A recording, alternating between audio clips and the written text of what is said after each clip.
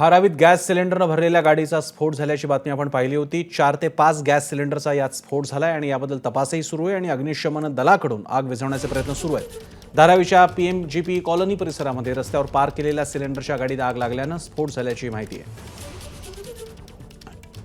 राजेश त्रिपाठी आपले प्रतिनिधी या प्रत्यक्ष ठिकाणाहून लाईव्ह आहेत। राजेश, ताजे अपडेट्स काय आहेत?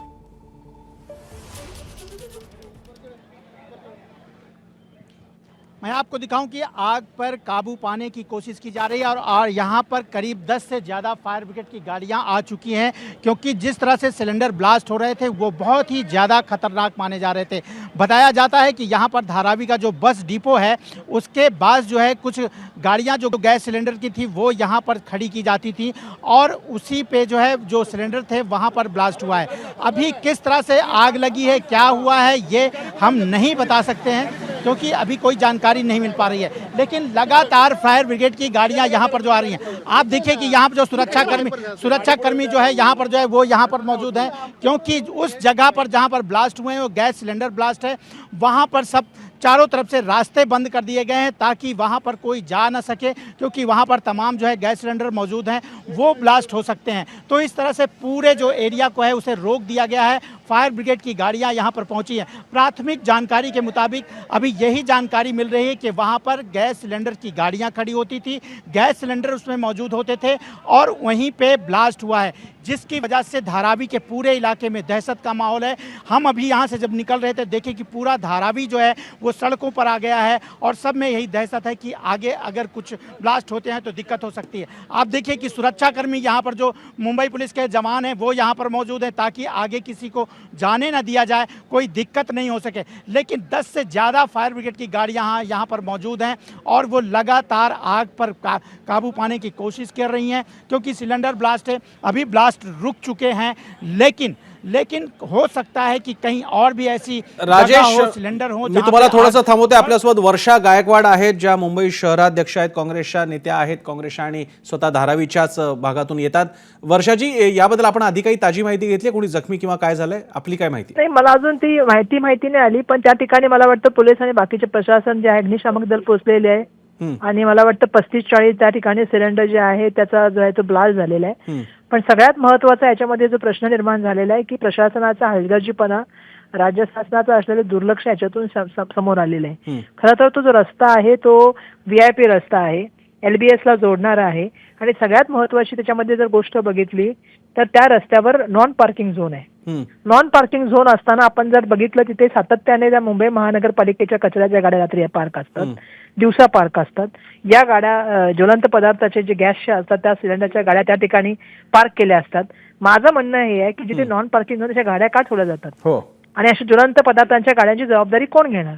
प्रशासनाला आम्ही सातत्याने तक्रार केलेली आहे की ज्या तऱ्हेने तुम्ही त्या गाड्या ठेवता ते बरोबर नाहीये, पण त्याकडे सातत्याने दुर्लक्ष केलं जातं। आज ही दुर्घटना झाली याची जबाबदारी नैतिकपणे त्यांना घ्यावी लागेल। अर्थात वर्षाजी, हा प्रश्न विचारावा लागेल। आपल्या प्रतिक्रियेसाठी धन्यवाद। आपल्यासोबत आता अरविंद सावंत आहेत, शिवसेनेचे नेते।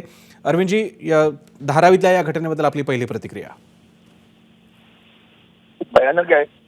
ते सिलेंडर एका मागोमाग एक फुटतायत, त्यांच्या आवाजाने धडकी भरत असतील लोकांना तिथे। आता पहिली गोष्ट माझ्याशीने कायदेशीर बाबी आपण पाहूच, एवढ्या गाडीत एवढे सिलेंडर अशा ठिकाणी पार्क कसे गेले हे सगळे विषय येतीलच, पण त्याच्यापेक्षाही महत्वाचं आता ती आग कुठल्याही आजूबाजूच्या वस्तीमध्ये पसरणार नाही याची सगळ्यात पहिली काळजी घ्यावी लागेल आणि ती जास्त महत्वाची असं मला वाटतं। तर ते सिलेंडर फुटत राहणार आहे आता, कसे तापतील तसे। अग्निशमन दल पोहोचले आणि मुंबईचं अग्निशमन दल निश्चितपणे तरबेज आहे या सगळ्या बाबतीत, वाकबगार आहेत ते सगळे। पण त्याच्यापेक्षाही आता ती आग पसरणार याची काळजी घेतली पाहिजे। कोणती जीवितहानी होणार किंवा कुठली वित्तहानी होणार नाही याची काळजी घ्यावी लागेल, तसा प्रयत्न करायला पाहिजे। बाकी चौकशा नेहमीप्रमाणे सरकार करत राहणार, गाडी कशी उभी राहिली, तिथे कशी आली, हे सगळं म्हणजे ते वरती मागून घोडे असतात तसं ते सगळं नंतरचे आहेत ते, तरी काय उपयोग नाही त्याचा। प्रश्न आता आग आटोक्यात आणणं महत्वाचं आणि ती पसरता कामा नये असं मला वाटतं। आणि अजूनही त्याच्यामुळे अगदी जवळपास काय वस्ती आहे की इमारत दिसते, पण त्या इमारतीला कितपत धोका पोचलाय मला कल्पना नाही आता। अरविंदजी, धन्यवाद आपल्या प्रतिक्रियेसाठी। आपल्यासोबत होते शिवसेना नेते खासदार अरविंद सावंत। अग्निशमन दलाकडून ही आग विझवण्याचे प्रयत्न सुरू आहेत. मात्र काही मुख्य प्रश्न उपस्थित होतात की जिकडे नो पार्किंग झोन आहे तिथे ही गाडी का उभी होती, 5 सिलेंडर घेऊन जाणारी ही गाडी कुणाची होती, हे सिलेंडर कुणासाठी होते आणि आग लागली की लावण्यात आली आणि यामागे कोणताही घातपाताचा प्रकार होता का? पुन्हा एकदा जाऊयात, आपले प्रतिनिधी राजेश त्रिपाठी आपल्यासोबत आहेत. राजेश, या सगळ्या घडामोडीत कोणी जखमी झालेला आहे का किंवा कोणाचा मृत्यू झाला आहे किंवा अशी तत्सम काही माहिती आहे का?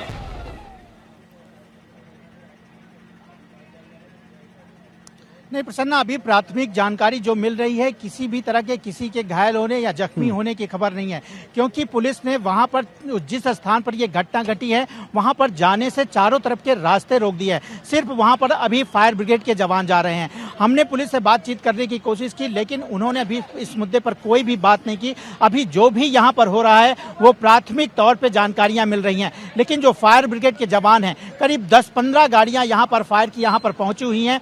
अभी जो चूंकि देखा जा रहा है कि किसी तरह का ब्लास्ट भी नहीं हो रहा है, जो ब्लास्ट थे वो हो चुके हैं. तो इसको देखते हुए अभी क्या क्या नुकसान हुआ है, कोई जख्मी हुआ है, वहां पर आसपास बताते हैं कि और भी बहुत सारी गाड़ियां वहां खड़ी रहती थी, क्या उनको किसी तरह का नुकसान पहुंचा है, ये जानकारी अभी तक नहीं मिल पाई है. लेकिन फायर ब्रिगेड के जवान यहां पर पहुंच चुके हैं. कुछ लोग हैं यहां पर, हम उनसे बातचीत करते हैं कि क्या जो है क्या घटना हुई थी, क्या हुआ था यहां पर, जब आपको बताएंगे. एक्चुअली यहाँ पे बहुत सारी गाड़ियाँ पार्किंग होती है. ये धारावी डिपो का इलाका है. इस इलाके में आसपास कोई घर और बस्ती नहीं है. यहाँ माहिम निसर्ग उद्यान है और बाजू में धारावी का डिपो है जहाँ बसें खड़ी होती है. यहाँ एक HP की गाडी खड़ी थी. राजेश जी, तुम्ही प्रतिक्रिया घ्याच त्या माणसाची, मात्र मला एक प्रतिक्रिया इकडे घ्यावी लागेल. ज्योती गायकवाड इथल्या स्थानिक आमदार आपल्यासोबत आहेत. ज्योतिजी, धारावीतल्या या घटनेकडे आपण कसं पाहताय? हा संशयास्पद प्रकार नाही का वाटत? नो पार्किंग झोन मध्ये गाडी असते, त्याच्यात 5-5 सिलेंडर असतात, काय वाटते तुम्हाला? नाही, तिथे तसंच हे आहे की तिथे ज्या एरिया आहे, जो आमच्या डेपोच्या समोरचा एरिया आहे, तिथे बऱ्याच गाड्या उभ्या केल्या जातात. आम्ही ह्याच्या विरुद्ध कंप्लेंट केली आहे. BMCला वारंवार सांगितलेलं आहे की ह्या ज्या गाड्या आहेत त्या इथे उभ्या करू नये, कारण त्यांचा रस्ता पण छोटा होता आणि ह्या कचऱ्याच्या वगैरे गाड्या उभ्या करणं ते योग्य नाहीये. त्यांनी आम्हाला असंही सांगितलं होतं की आम्ही काढू, पण अजून काही कार्य झाली नाही त्याच्यावर. आणि आज आपल्याला दिसतंय की तिथे स्फोट झालेला आहे. ज्योतिजी, एक मुख्य मुद्दा आहे की नो पार्किंग मध्ये गाडी का होती, या गाडीमध्ये 5-5 सिलेंडर होते, याच्यात अनेक मुद्दे उपस्थित होतात. मुळात असे 5-5 सिलेंडर या टेम्पोमध्ये जात असताना त्याची काळजी घेण्यात आली होती. काही टेम्पो असे गाड्या घेऊन कसे जाऊ शकतात, कारण इतक्या मोठ्या प्रमाणात हे सिलेंडर जात होते, एखाद्या हॉटेलसाठी जात होते का? याबद्दल आता चौकशीची मागणी करणार आहात आपण? हॅलो, हा बोला. हो नक्कीच ना, की त्याची चौकशी व्हायलाच पाहिजे, कारण एवढ्या मोठ्या प्रमाणात जे झालेलं आहे तिथे आतापर्यंत कळायला माहितीनुसार तिथे काही जीवितहानी झाली नाहीये. पण तरी पण ह्या गोष्टीची आपल्याला इन्क्वायरी करायला लागेल की तिथे एवढ्या मोठ्या प्रमाणात तिथे गाड्या उभ्या या कशा केल्या जातात, कोणाच्या परवानगीने केल्या जातात, आल्या होत्या ह्या गाड्या, ह्याची आपली चौकशी आणि कोणी जे अधिकारी असेल किंवा कोणाच्या अंडर येतं हे आपण नक्कीच पाहू. धन्यवाद ज्योतिजी आपल्या या सविस्तर प्रतिक्रियेसाठी. पुन्हा एकदा जाऊयात राजेश त्रिपाठी यांच्याकडे. राजेशजी, तुमच्यासोबत तिकडचे काही स्थानिक होते ज्यांच्या प्रतिक्रिया आपण घेत होत्या, काय म्हणायचे त्यांना, काय सांगतायत ते?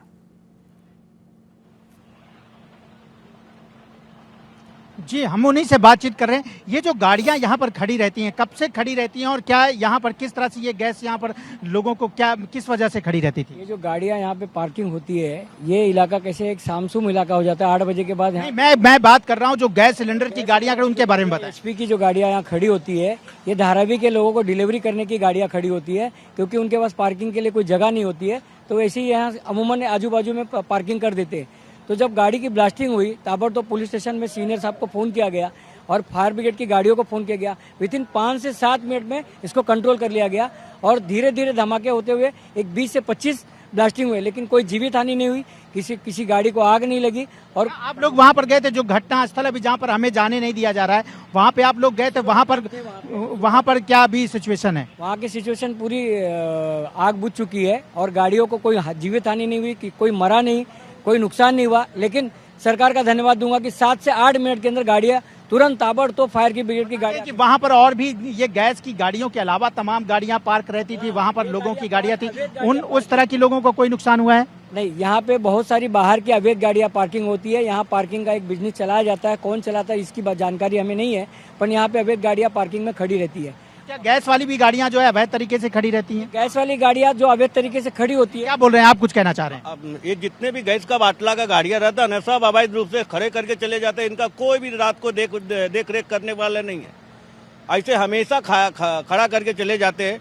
अभी कैसा होता है, अभी ये ब्लास्टिंग जो हुआ, ये समझिए कि एक तो वो साइड में थी गाड़ी, तो ब्लास्टिंग हुई तो गार्डन साइड में गया। यदि ये बाजू होता तो पूरी बिल्डिंग उड़ जाती। बहुत बड़ा, मतलब बहुत बड़ा नुकसान हो सकता है। जी जी, क्या कहना चाहिए? ये गाड़ियाँ लेफ्ट साइड में भी खड़ी रहती है। आज जो खड़ी थी इस तरफ खड़ी थी, तो इस तरफ अगर खड़ी होती तो एक पूरा रेसिडेंट एरिया है, पूरी बिल्डिंग है 4-4 5 वाली की, पूरा क्राउड एरिया है, तो काफी लोगों को नुकसान होता, जान हानि भी होती।